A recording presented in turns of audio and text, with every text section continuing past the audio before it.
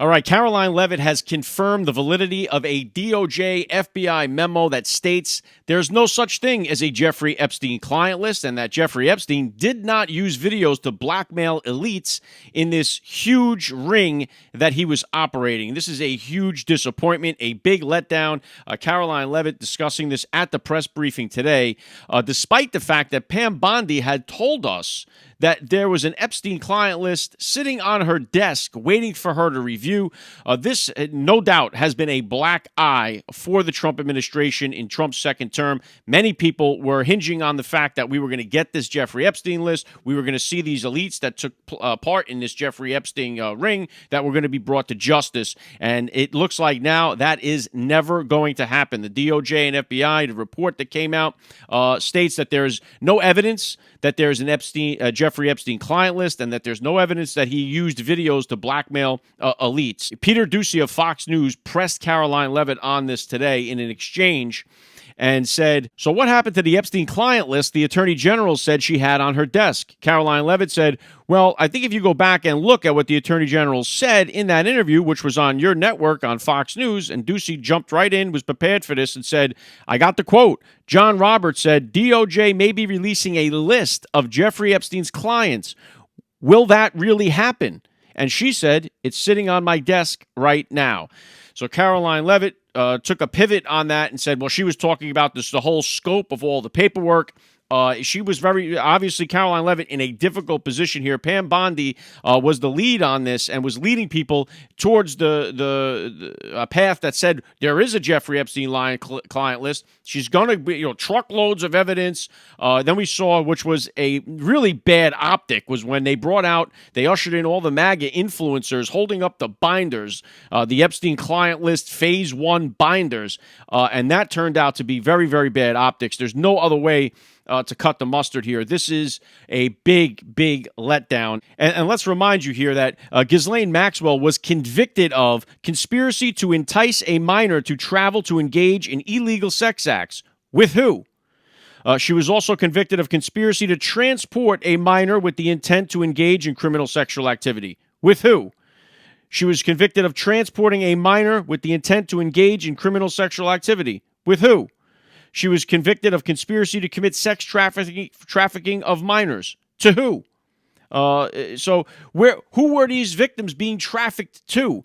Apparently, there's no list of people that was involved in being clients of Jeffrey Epstein. We know this to be absolutely and utterly false. This is a massive and major cover-up. Now, was there evidence destroyed by the previous administration? Also, we are constantly hearing from the left that the reason they're not releasing it is that President Trump is on the list. And again, I would have to bring to your attention that if that was the case, why were there no Democrats calling for the list to be released during Joe Biden's presidency? Not one single Democrat was out there, the way that the Republicans are, demanding the release of the Jeffrey Epstein client list. If they believe with a shadow of an inkling of a doubt that there's a chance that Trump was on that list, why were the Democrats, when they had the ball, when they had the DOJ, when they were going after January 6th grandmothers that took a tour of the Capitol, and they were throwing people in jail without any due process, why were they not asking Merrick Garland and the DOJ, the FBI with Christopher Wray, why were they not asking and demanding that the list be released if they thought Trump was on it?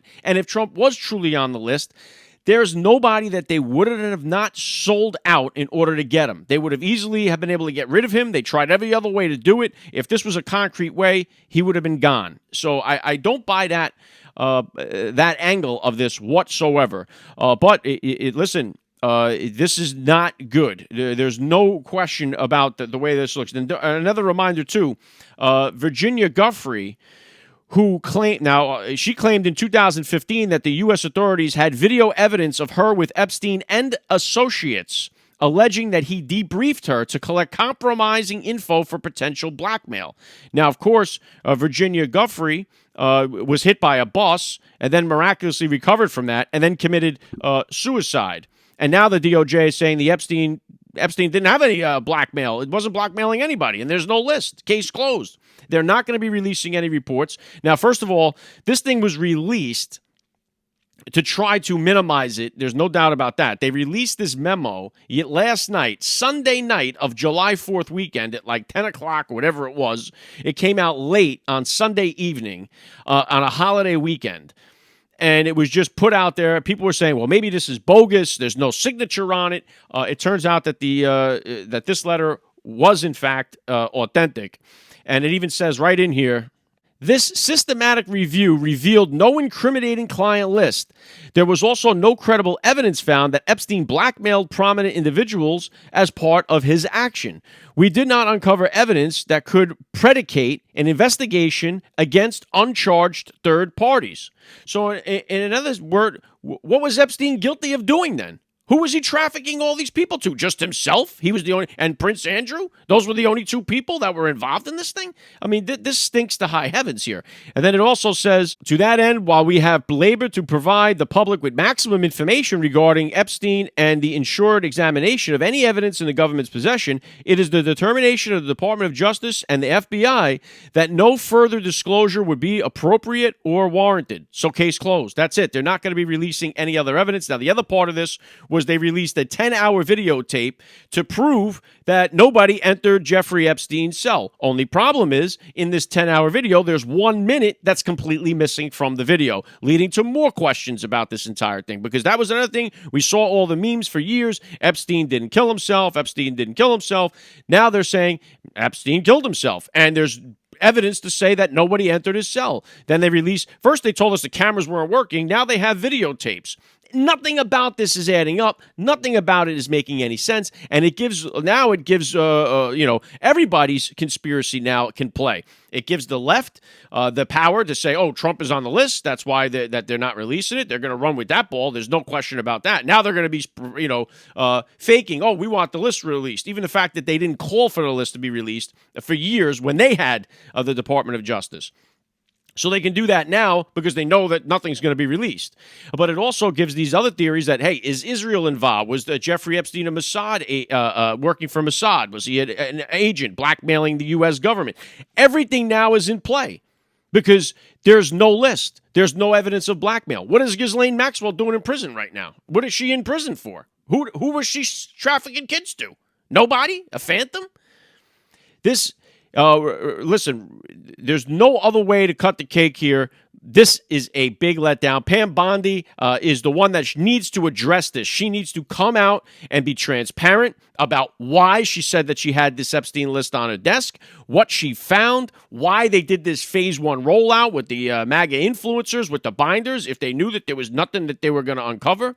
And credit to Peter Doocy for asking. And by the way, it was Fox News and Newsmax that pressed Karoline Leavitt on the Epstein list. It wasn't CNN and MSNBC and all them pressing her on it. It was Fox and Newsmax because they want to have the answers to this, like we all do. But it does seem at this point in time, the case is closed. The official statement of the DOJ and the FBI is that there is no Epstein client list. There was no blackmail involved, and Epstein killed himself. And that seems to be what they are going with. This now they're going to try to turn their attention away from it. And, this is no other way to say this. This is disappointment. And there's a lot of people breathing a huge sigh of relief. But you would have to imagine the people that were involved in this thing knew damn well that they were never going to be uncovered. I mean, they had probably more faith in that than anything else in their lives. They felt secure that even the fact that President Donald Trump got in there, they were still not going to be uncovered. Everyone that was involved in this has gotten away with it. Nobody, zero people have paid the price for being involved with Jeffrey Epstein's sex ring, that he had child sex ring operation going on, which now apparently maybe he didn't even do anything. What was the point of him knocking himself off then? I mean, he what was he guilty of? Trafficking kids to who? Man, what a big letdown, and more questions will be asked. People are not going to let this go, but it seems like as far as, and I'll be honest, if Kash Patel and Dan Bongino did not get this done, it's never getting done. I mean, it will never get done because those are the guys we put our faith in. They talked. I mean, you could go back and listen to the archives of Dan Bongino. You could hear Cash Patel when he was on my show. Everything was, we're going to nail this. We're going to release that list. We're going to go after the people. Now, the only other explanation here is that when the Democrats had the power, when they had the DOJ, when they had the FBI, that they destroyed all the evidence to mislead the next administration. Very, very possible that they did that to cover themselves up, but that would need to be uncovered, and that needs to be brought to light if that's the case as well. So I think what needs to happen now as pertaining to this, Pam Bondi needs to hold a press conference immediately or she needs to resign. I mean, one of those two things has to happen. She has to hold an open press briefing with the public, with the press about this issue, or she has to resign because she's the one that led us down the path to believe there's truckloads of documents, the files are on my desk, and now all of a sudden, poof, magically, there's nothing. So what say you? Weigh in on it. Get your comment down below. I know everybody's going to be in the comment section. The Democrats will be all with the pointing towards Trump. Again, if that's the case, why did they not pin Trump to the wall with it? If you're going to comment and say, well, Trump was on the list, then answer the question of why the Democrats did not pin him to the wall. Instead, they tried to impeach him. They tried to get him off the ballot. They tried to arrest him on a bookkeeping error. Why did they go through all the hoops if they had evidence that he was on the list? So if you're going to comment that Trump was on the list, answer the question of why the Democrats didn't pin him to the wall because of it. If not, then just ignore those comments when they come in. I want to know what your thoughts are right now. How does this move going forward? Is this it? The case closed? Do we get no more information? Does Pam Bondi hold a conference on this? Does she resign because of it? What say you? Get your comments down there below. I'll be back later today with a Trump is trending for you guys on some big wins for President Donald Trump that we will cover, but no question about it. This is a definite black eye on Trump's second administration. You're listening to the Alec Lace Show. The future is family.